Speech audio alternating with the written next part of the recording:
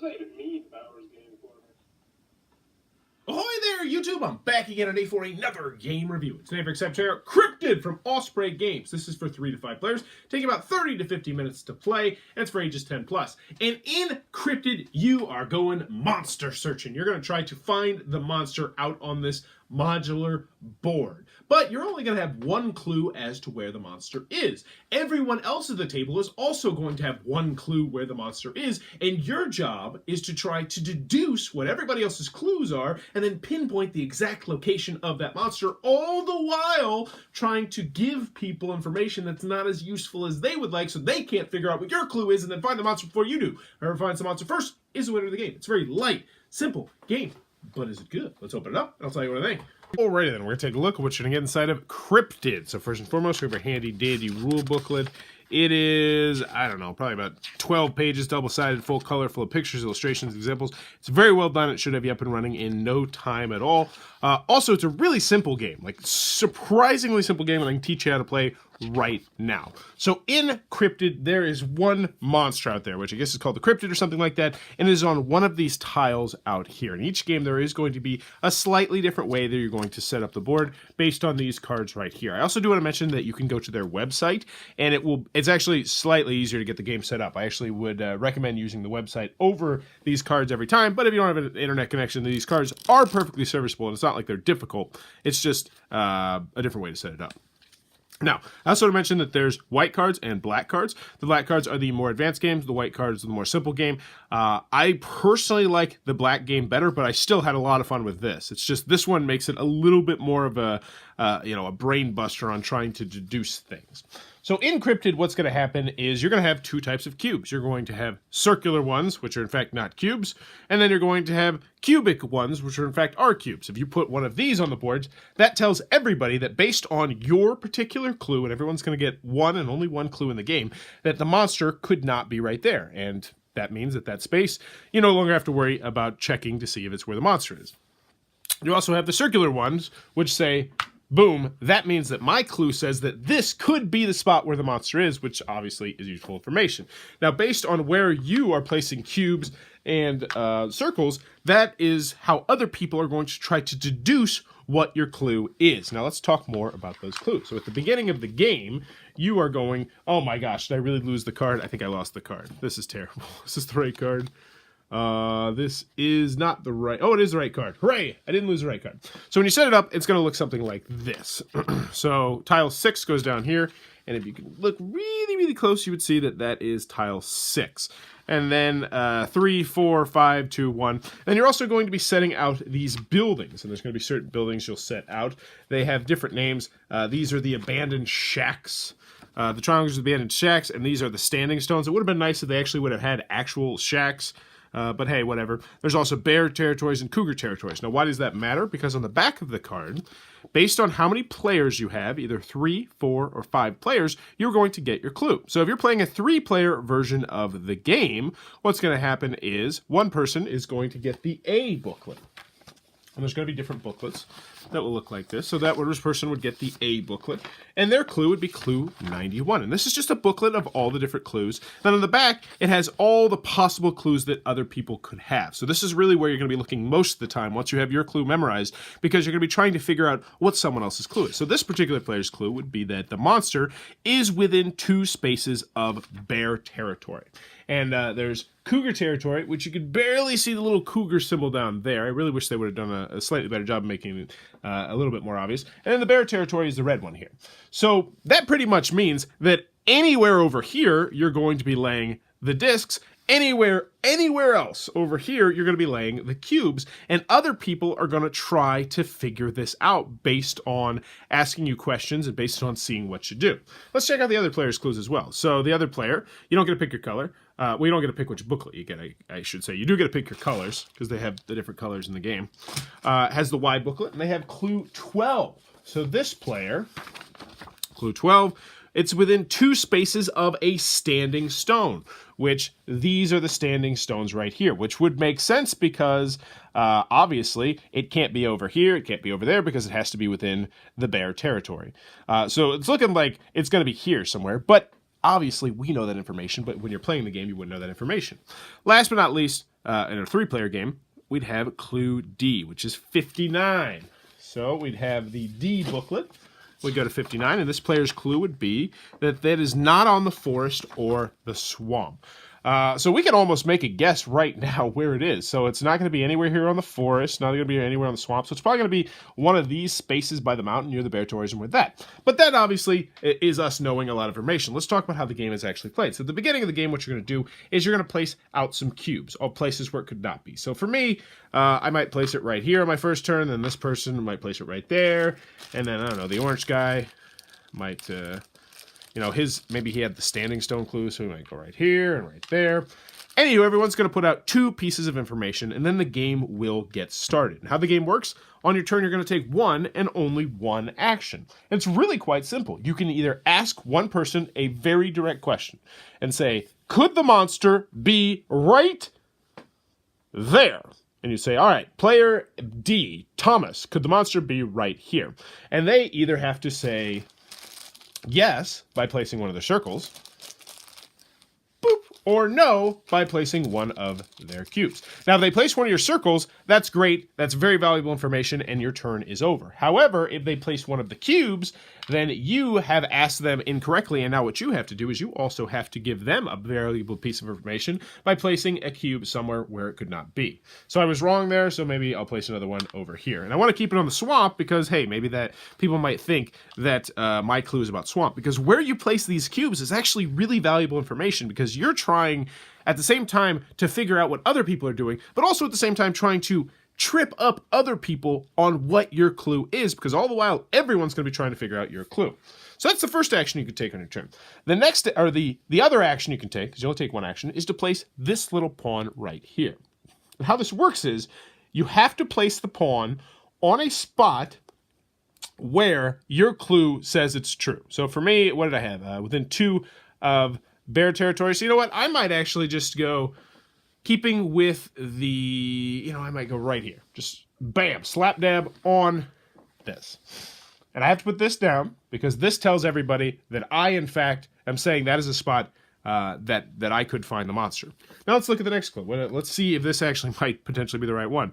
Y12, what was their clue again? Their clue was within 2 spaces of a standing stone, and looky there. That is within 2 spaces of a standing stone, so they would then put it bam, right there as well in the next player. So it's kind of like clue until someone can disprove it. So D59, let's check out D59, because I forget it. On forest or swamp, wow, this would actually be where the monster was. So that, well, they would use their own color, but that would be incredibly lucky. Now, obviously, I knew because, I did it, because I looked at all the different clues, so I had a very good guesstimation of where it could be. But that would end the game. But most likely what would happen is the third person would then put, a cube and say, that's not right. And you would continue going on about your merry way. Yeah, and as you have more players, the clues get progressively worse. So these are like really good clues I have, and these ones will be slightly worse because obviously you have to accommodate up to 5.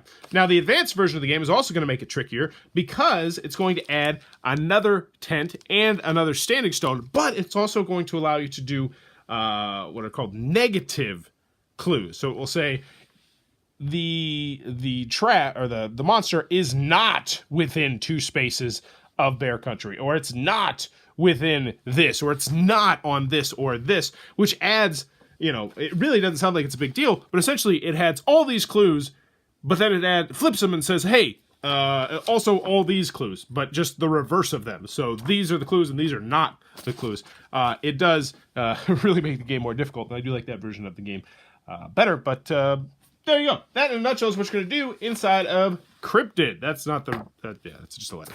Alrighty then, Cryptid from Osprey Games. What are my final thoughts? Let's go over the pros, let's go over the cons. First, on the con side, game's not going to be for everybody for a variety of different reasons. It's very light, it's very simple, and it, from game to game to game to game to game, it's not going to feel drastically different because it is pretty much the same thing. The board's modular, so you might be setting things up a different way or setting in a different location, but all the boards pretty much feel the same because they're all very, very similar. And with a game of this nature, you kind of have to do that. Also, component-wise, I want to talk about component con.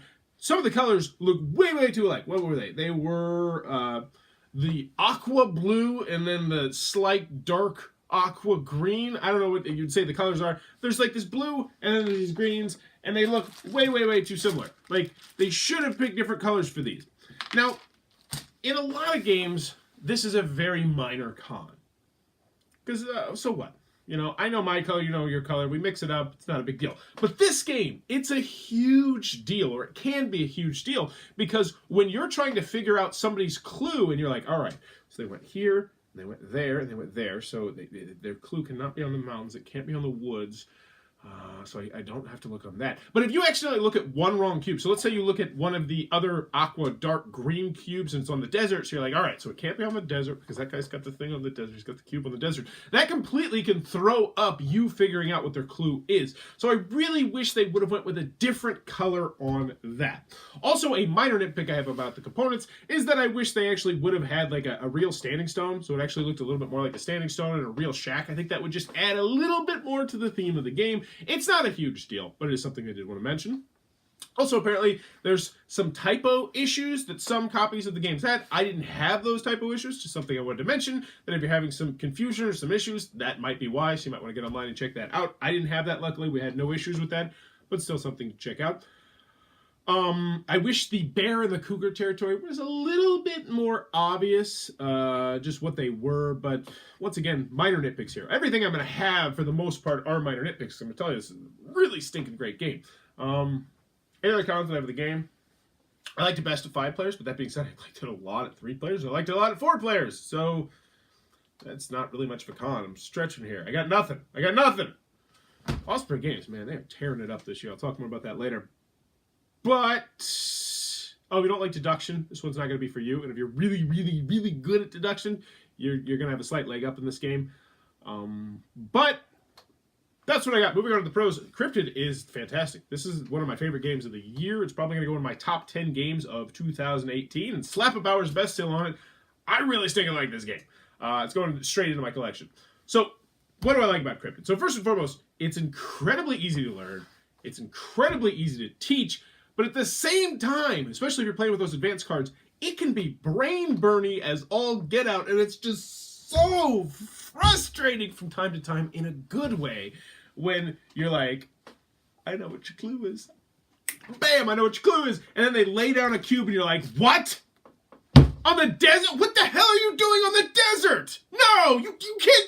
And then it's like your brain's just, you were so sure of something, and then it just went away. It's like a divorce. You're like, oh, I thought they were so happy, and now it's like, no, they're not happy. I guess that's kind of a weird analogy, but it has that aspect, and it's really different, and it's really weird when a game that is this light and this simple can give you brain burn, and I love that. I also really liked it at 3 players, 4 players, and 5 players. I liked it at all the different player counts. This is one of my new go-to 3-player games. This is also one of my new go-to 5-player games, and the game can stand toe-to-toe with the humongous market of 2 to 4 player games out there. That would be one of my only other cons, is that you cannot play at 2 players, which is a little bit of a bummer. But 3 to 5 players is still a nice player count.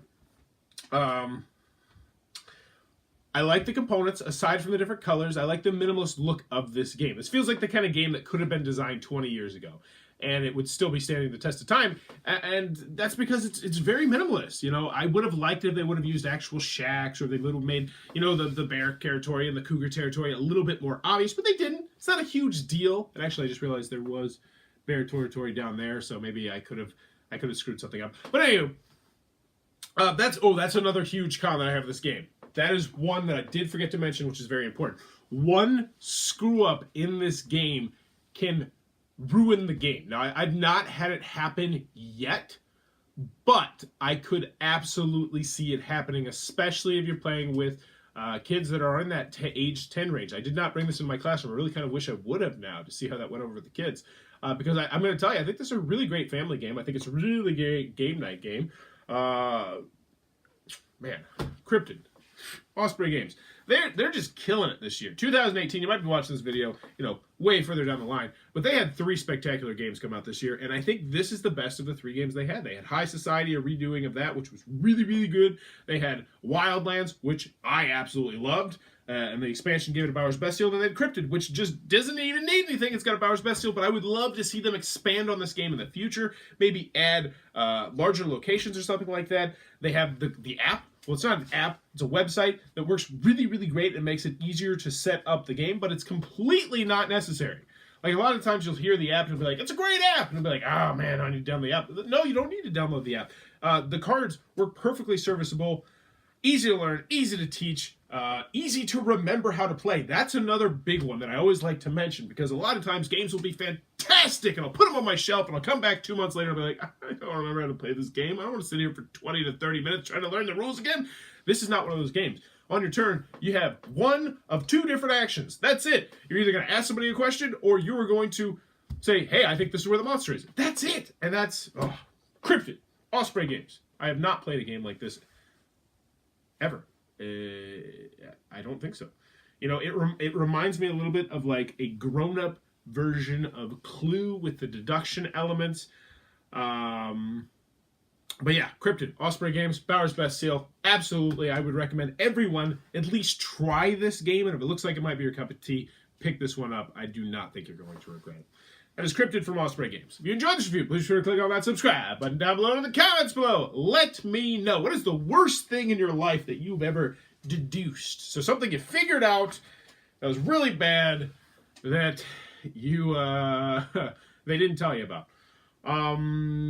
Yeah. So I used to date this woman named Erica, that was a man. I met her on Craigslist, which, you know, red flags. I get it, red flags. And things were going pretty well. Maybe no, other things were pretty rocky.